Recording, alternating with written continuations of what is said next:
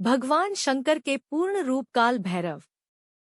एक बार सुमेरु पर्वत पर बैठे हुए ब्रह्मा जी के पास जाकर देवताओं ने उनसे अविनाशी तत्व बताने का अनुरोध किया। शिवजी की माया से मोहित ब्रह्मा जी उस तत्व को न जानते हुए भी इस प्रकार कहने लगे, मैं ही इस संसार को उत्पन्न करने वाला स्वयंभू, अजन्मा, एकमात्र ईश्वर, अनादि भक्ति, ब्रह्मा घोर निरंजन आत्मा हूँ। मैं ही प्रवृत्ति और निवृत्ति का मूलाधार, सर्वलीन पूर्ण ब्रह्मा हूँ। ब्रह्मा जी ऐसा कि पर मुनि मंडली में विद्यमान विष्णु जी ने उन्हें समझाते हुए कहा कि मेरी आज्ञा से तो तुम सृष्टि के रचयिता बने हो, मेरा अनादर करके तुम अपने प्रभुत्व की बात कैसे कर रहे हो। इस प्रकार ब्रह्मा और विष्णु अपना अपना प्रभुत्व स्थापित करने लगे और अपने पक्ष के समर्थन में शास्त्र वाक्य उद्धृत करने लगे। अंततः वेदों से पूछने का निर्णय हुआ तो स्वरूप धारण करके आए चारों वेदों ने क्रमशः अपना मत इस प्रकार प्रकट किया। ऋग्वेद, जिसके भीतर समस्त भूत निहित है तथा जिससे सब कुछ प्रवत्त होता है और जिसे परमात्मा कहा जाता है, वह एक रुद्र रूप ही है।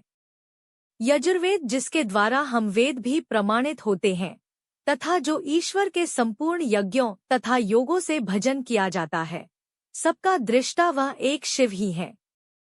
सामवेद, जो समस्त संसारी जनों को भरमाता है, जिसे योगी जन ढूंढते हैं और जिसकी भांति से सारा संसार प्रकाशित होता है, वे एक त्र्यंबक शिवजी ही है। अथर्ववेद, जिसकी भक्ति से साक्षात्कार होता है और जो सब या सुख दुहक अतीत अनादि ब्रह्म है, वे केवल एक शंकर जी ही हैं। विष्णु ने वेदों के इस कथन को प्रताप बताते हुए नित्य शिवा से रमण करने वाले दिगंबर पीतवर्ण धूली धूसरित प्रेमनाथ, कुवेटाधारी, सर्वावेष्टित, वृपनवाही, निहसंग शिवजी को पर ब्रह्म मानने से इनकार कर दिया। ब्रह्मा विष्णु विवाद को सुनकर ओंकार ने शिवजी की ज्योति, नित्य और सनातन परब्रह्म बताया, परंतु फिर भी शिव माया से मोहित ब्रह्मा विष्णु की बुद्धि नहीं बदली। उस समय उन दोनों के मध्य आदि अंत रहित एक ऐसी विशाल ज्योति प्रकट हुई कि उससे ब्रह्मा का पंचम सिर जलने लगा। इतने में त्रिशूलधारी नीलोहित शिव वहां प्रकट हुए तो अज्ञानतावश ब्रह्मा उन्हें अपना पुत्र समझकर अपनी शरण में आने को कहने लगे।